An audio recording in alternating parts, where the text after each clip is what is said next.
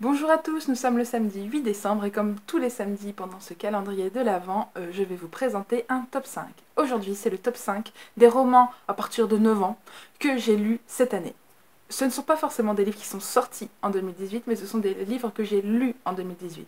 Et je me suis rendu compte en préparant ce top que j'en ai lu beaucoup moins que les années précédentes. Je pense qu'en 2019, je vais essayer d'inverser la tendance. Je ne les ai pas classés dans un ordre particulier, alors j'espère que vous trouverez votre bonheur. Et c'est parti avec le premier livre. Il y en a 3 dont je vous ai déjà un petit peu parlé, mais je vais revenir un peu plus dessus. Le premier, c'est Sorcière des brumes de Len Kaberbol aux éditions Bayard. Ça faisait très longtemps que je voulais lire le premier tome de cette série, dont les illustrations me plaisaient énormément. Et j'ai pas été déçue. C'est un livre qui se lit très vite, c'est écrit très grand, hein, vraiment. Quand on est un lecteur confirmé, on le dévore très très vite. On y suit une jeune fille qui en fait voit tout simplement ses pouvoirs de sorcière se révéler à l'adolescence. Et sa mère en profite pour lui présenter sa sœur, donc sa tante, qu'elle a très peu vue et dont on ne parle jamais à la maison, qui est elle une vraie sorcière des brumes et qui va doucement lui apprendre son apprentissage de sorcière. L'héroïne découvre qu'elle a des pouvoirs un peu hors du commun et qu'il y a une entité maléfique qui veut s'emparer d'elle pour assouvir des desseins assez, comment dire, vraiment maléfique. J'ai adoré l'ambiance païenne, très sorcellerie élémentaire, avec beaucoup de superstitions et de colifichets, de talismans, etc. C'est un univers qui me plaît énormément et j'ai hâte de lire les tomes 2 et 3. Le 3e tome vient d'ailleurs juste de sortir en français. Le 2e livre dont je vous ai déjà un peu parlé, mais sur lequel je vais un peu plus m'arrêter, ce sont les Chroniques d'Ozzy de Jean-François Chabas. C'est un auteur dont j'aime énormément la plume. Il a écrit la plupart des albums qui sont illustrés par David Sala et plusieurs autres romans, mais c'est la première fois que je trouve que la fin ne tombe pas à plat et que la magie du conte continue même après la fin du roman. On y suit Phelan, un jeune homme un petit peu, on va dire, tête brûlée, qui décide que le prétexte parfait est tombé pour partir à l'aventure. Il y a une princesse qu'il a vue lors d'un défilé, qui a été enlevée par un ogre qui vit dans les montagnes, et c'est pour lui l'occasion parfaite d'enfin partir à l'aventure comme il a toujours rêvé. C'est un peu un kéké qui se frotte très vite aux réalités d'une grande chevauchée sauvage à travers les bois et qui vit des péripéties, des aventures assez rigolotes, originales et hautes en couleurs. On frissonne, on rigole, on est émerveillé et on a envie de lui foutre des baffes. C'est vraiment super. Le tome 2 est sorti il y a quelques mois maintenant et j'ai vraiment hâte de me plonger dedans parce que je pense que il va nous révéler que la sorcière est beaucoup plus badass que ce qu'on veut nous faire croire dans le premier tome. C'est un livre que je conseillerais aux lecteurs qui ont envie de se lancer dans la fantasy, mais pour qui Le Seigneur des Anneaux, Harry Potter est encore un petit peu costaud.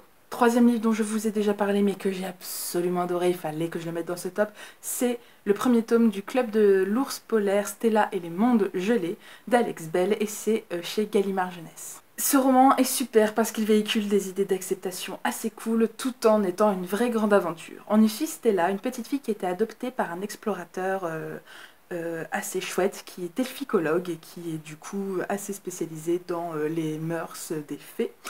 Et elle rêve d'explorer le monde avec lui dans la Ligue des explorateurs dont il fait partie. Le problème, c'est que le club de l'ours polaire, qui est un des 4 clubs d'explorateurs au monde, n'accepte comme les autres clubs que des garçons. Et Stella va faire des pieds et des mains pour participer à la prochaine expédition. Elle va y arriver, elle va devenir amie avec 3 autres apprentis explorateurs et ils vont se retrouver tous les 4 perdus dans les mondes gelés au niveau du pôle et vivre des aventures absolument géniales avec, dans un monde de neige magique qui est hyper original. J'adorais ce petit roman, il est hyper positif, hyper inclusif, l'amitié garçon-fille y existe, les héros sont hauts en couleur et hyper attachants. C'est un super roman d'aventure, je dirais, à partir du moment où on lit vraiment très bien tout seul et qu'on commence à ne plus avoir peur des gros livres. 4e livre que j'ai beaucoup aimé, c'est le premier tome de Poule Renard Vipère Albin de Paul Ivoire et Miss Patty, et c'est chez Pulp Fiction. Alors là, c'est vraiment un roman pour les plus jeunes qui commencent à lire très bien tout seul. C'est basé sur le jeu Poule Renard Vipère, qui est un jeu de cours de récré ou de centre aéré, où les enfants sont répartis en 3 groupes. Les vipères mordent les renards mangent les poules et les poules mangent les vipères. Ici, le jeu est transposé dans un royaume qui est partagé entre ces trois peuples, les poules, les renards et les vipères.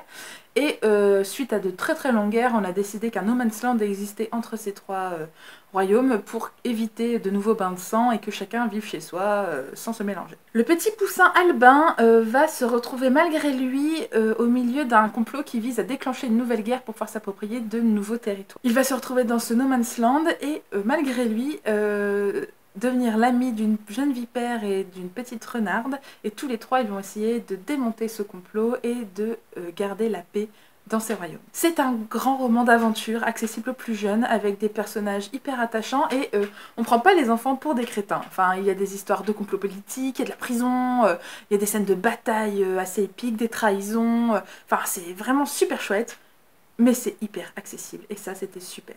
Les illustrations de Miss Patty sont comme toujours hyper choupi. On a envie de faire pouic pouic à tous les personnages, même les méchants.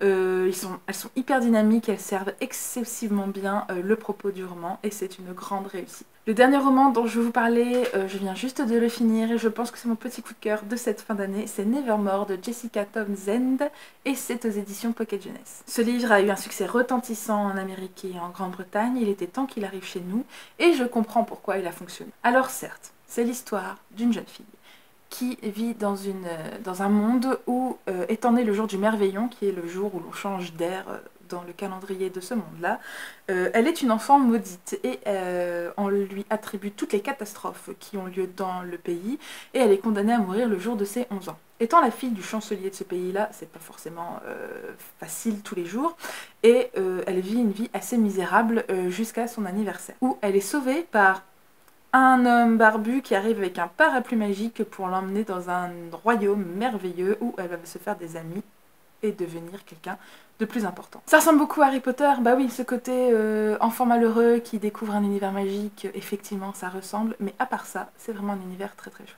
Morrigan, l'héroïne, est une jeune fille qui n'a pas sa langue dans sa poche et qui se laisse pas dicter ses faits et gestes sans réfléchir, qui ne comprend pas ce que veut Jupiter Snow, le monsieur qui l'a arraché à son destin assez terrible, et elle doit passer des épreuves un peu étranges pour entrer en apprentissage dans une grande entreprise qui fabrique une matière un petit peu suspecte et magique qui fait un peu tourner le monde. C'est un univers haut en couleurs, encore une fois, avec des personnages hyper chouettes, riches, une inventivité folle, que ce soit dans la magie, dans les lieux, dans les noms.